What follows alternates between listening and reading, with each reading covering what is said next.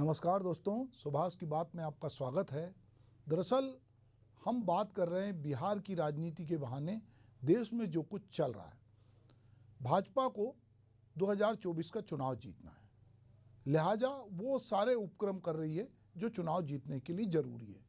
अभी हमने देखा कि राम मंदिर का जो है वहाँ पर मूर्ति पूजन हुआ, मूर्ति स्थापित हुई रामलला की, और एक पूरे देश में एक अलग तरह का वातावरण बना।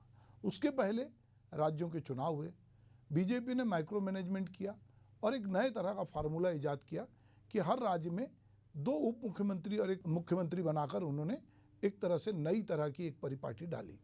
बिहार में लगातार जो नीतीश बाबू हैं वो कभी एनडीए के साथ तो कभी यूपीए के साथ, कभी लालू प्रसाद की पार्टी के साथ तो कभी भाजपा के साथ, लगातार वो पाला बदलते रहे और हर बार वो एक नया कोई बात गढ़ते, कोई बहाना गढ़ते। लोगों की समझ में ये नहीं आ रहा है कि नीतीश कुमार की पॉलिटिक्स क्या है। मुक्तिबोध कहते हैं कि पार्टनर तुम्हारी पॉलिटिक्स क्या है, तो ये लोग नहीं समझ पा रहे हैं। कोई उनको पलटू राम कहता है, कोई उनको कहता है कि ये कुर्सी के लिए जो है वो कुछ भी कर सकते हैं। इनके पास कोई वैचारिक सोच नहीं है, जो कुछ है कुर्सी है।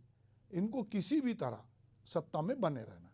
1995 से लेके आज तक 2 दशक हो गए, नीतीश कुमार के पास बहुत स्पष्ट बहुमत नहीं होता, तो कभी वो भाजपा के साथ चले जाते हैं, कभी लालू प्रसाद की पार्टी के साथ चले जाते हैं, और किसी एक मुद्दे पर जब उनको लगता है कि उनको बाहर निकलना है तो वो एक मुद्दा बना लेते हैं। अभी कुछ मुद्दे बिहार में ऐसे हैं कि कर्पूरी ठाकुर को भारत रत्न दिया गया।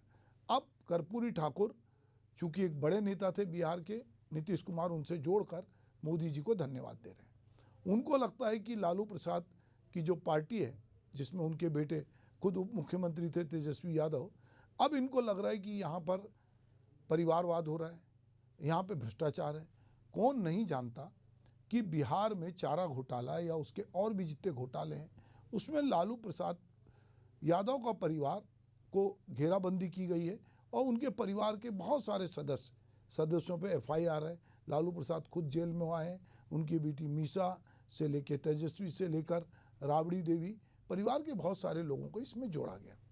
दूसरा परिवारवाद की बात कर रहे हैं नीतीश बाबू, तो वहाँ पर ये मालूम था कि लालू प्रसाद जब सत्ता से हटे तो उन्होंने राबड़ी देवी को मुख्यमंत्री बनाया।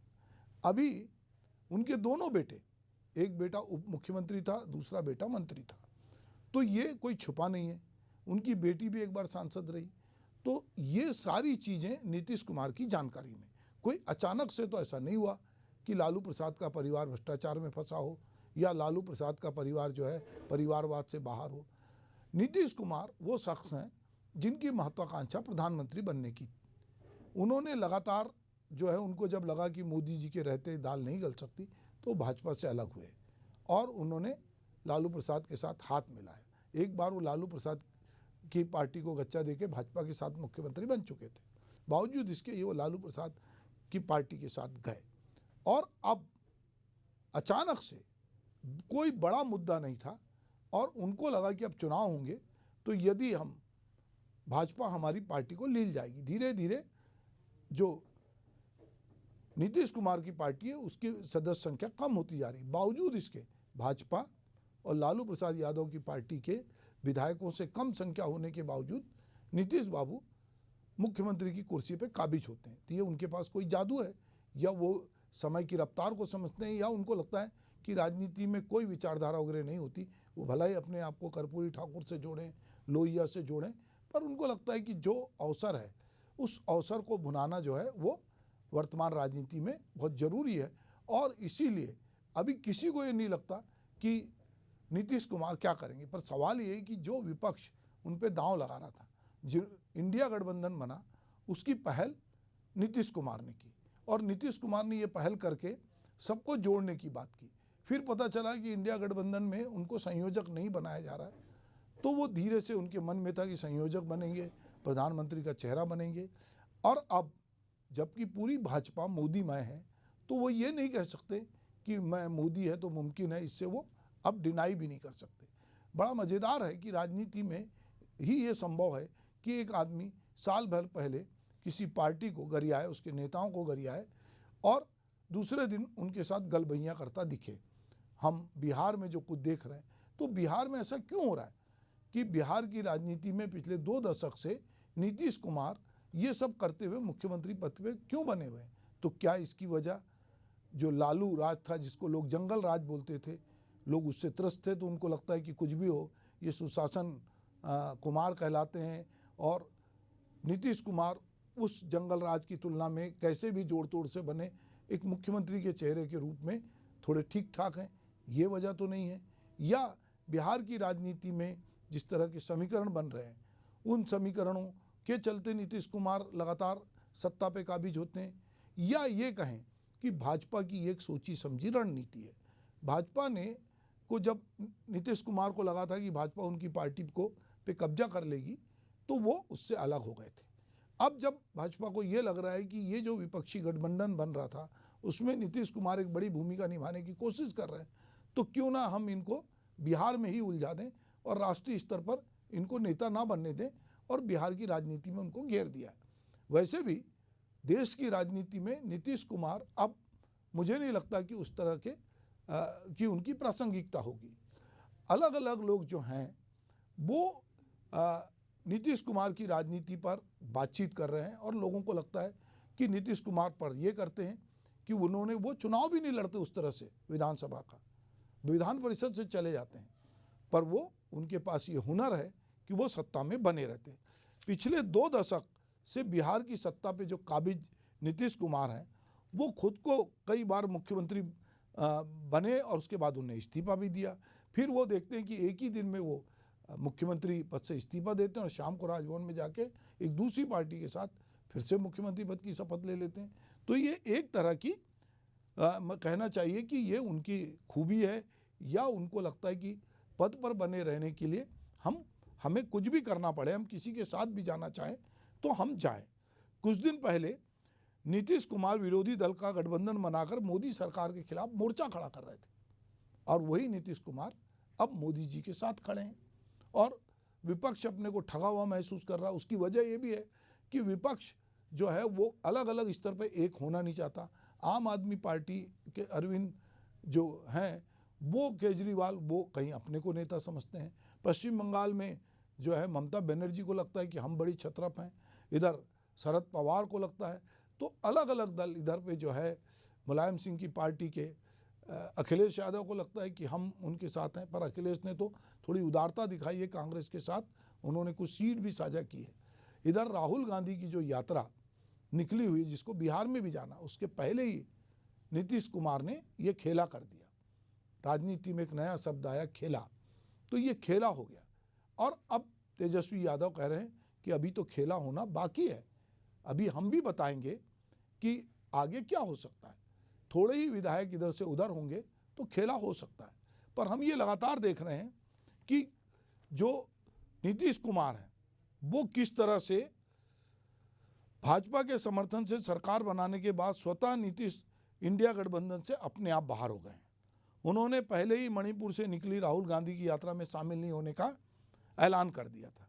राजनीतिक विश्लेषक का मानना है कि नीतीश के इंडिया गठबंधन छोड़ने से इस गठबंधन के समीकरण बिगड़ जाएंगे और इसका सीधा असर उत्तर प्रदेश, पश्चिम बंगाल, पंजाब, दिल्ली जैसे राज्यों में देखने को मिल सकता है। तो ये एक बड़ी बात है। इसके अलावा नीतीश के बहाने भाजपा हाल फिलहाल राहुल गांधी के द्वारा जो हवा बनाई जा रही है और जो ओबीसी वोट को साधने की कोशिश थी, जो जातिगत गणना की बात थी, उसको भी एक प्रकार से भाजपा ने उसका भी एक काट नीतीश कुमार को अपने साथ मिलाकर कर लिया है। नीतीश कुमार पलटी मारने में कभी भी पीछे नहीं रहे हैं। 95 से नीतीश ने ना तो विधायक का चुनाव लड़ा, ना ही उनके दल को बहुमत या जनादेश प्राप्त हुआ। बावजूद इसके वो बिहार की सत्ता की बागडोर लगातार संभाल रहे हैं। बिहार से जनता का पता नहीं किस तरह से नीतीश का जुड़ाव है कि जनता या जो जनता के द्वारा चुने हुए विधायक हैं या दल हैं वो कहीं ना कहीं नीतीश कुमार के ही नेतृत्व में वहाँ सरकार चलाना चाहते हैं, चाहे वो कोई भी पार्टी जीते। तो ये एक बड़ी मज़ेदार बात है। दरअसल ये लगता है कि वे क्रिकेट के कुशल कैप्टन की तरह औसत निकाल के बल्लेबाजी कर रहे हैं। कहाँ उन्हें बड़ी हिट लगानी है और कब डिफेंस खेलना वे जानते हैं। अब कुछ दिन नीतीश कुमार डिफेंस मोड में नजर आए, जैसा कि भाजपा के साथ आने पर उनका रवैया रहा। लालू और कांग्रेस के साथ होने पर भी वे कुछ मुखर और अपनी राष्ट्रीय पॉलिटिक्स में मौजूदगी दर्ज कराते थे, लेकिन भाजपा उन्हें एक क्षेत्रीय या कहें राज्य के नेता के तौर पे बांध रही है। तो हम ये देख रहे हैं कि लोकसभा का चुनाव जैसे जैसे नज़दीक आ रहा है, भाजपा अपनी रणनीति के तहत बहुत सारे दलों को, जिसमें नीतीश कुमार जैसे लोग हैं जिनकी अपनी महत्वाकांक्षा मुख्यमंत्री बनने की है, चाहे इससे साथ गठबंधन करें चाहे उसके साथ गठबंधन करें, पर उनको मुख्यमंत्री की कुर्सी चाहिए। तो वो ऐसे अलग अलग जगह नेताओं को ढूंढ रही है। मायावती ने अपना ऐलान कर दिया कि वो अलग चुनाव लड़ेंगी। तो ये कहीं ना कहीं भाजपा इस रणनीति पे काम कर रही है कि विपक्ष एकजुट ना हो, विपक्ष में जो टूट रहे, उनकी जो क्षेत्रीय महत्वाकांक्षाएं वो उसको हवा मिले। उनके गठबंधन के लोग यदि कोई भी ऐसी बात करें जो धर्म के खिलाफ जा रही है, सनातन के खिलाफ जा रही है, हिंदुत्व के खिलाफ जा रही है, तो उसका बढ़ चढ़ के प्रचार करें और बहुत सारे समीकरण स्थापित करके क्षेत्रीय छत्रपों के साथ ये जो जीत है, जिसको वो 400 सीटों से ज़्यादा की जीत में दर्ज करना चाहते हैं, उस जीत को भाजपा बनाए रखना चाहती है।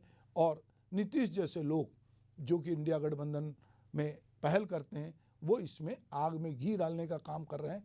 जो उम्मीद थी लोगों को कि इंडिया गठबंधन जो है वो कुछ बड़ा रोल प्ले करेगा, पर उसके करता धरता ही अगर जाके भाजपा के साथ गलबैयाँ कर रहे हैं और उनके साथ मुख्यमंत्री पद की शपथ ले रहे हैं। सुबह वो कभी लालू के यादव की पार्टी के साथ होते हैं, शाम को इधर होते हैं। तो ऐसे में आने वाला चुनाव बड़ा साफ दिख रहा है कि ये भाजपा एक जीत की तरफ अग्रसर हो रही है और विपक्षी दल आपस में सिर फुटबॉल कर रहे हैं। और जिसके भरोसे नीतीश कुमार जैसे नेता के भरोसे यदि वो सोचते हैं कि विपक्षी एकता हो जाती और अलग अलग बैठके की, उनको नहीं मालूम था कि उनसे ज़्यादा चतुर खिलाड़ी भाजपा के लोग हैं और उनके घर में सेंध लग रही थी, पर उन्हें नहीं मालूम था, वे अपने आपसी झगड़े में उलझे हुए थे। बहरहाल हम नीतीश कुमार से ये तो पूछना ही चाहेंगे कि पार्टनर तुम्हारी पॉलिटिक्स क्या है।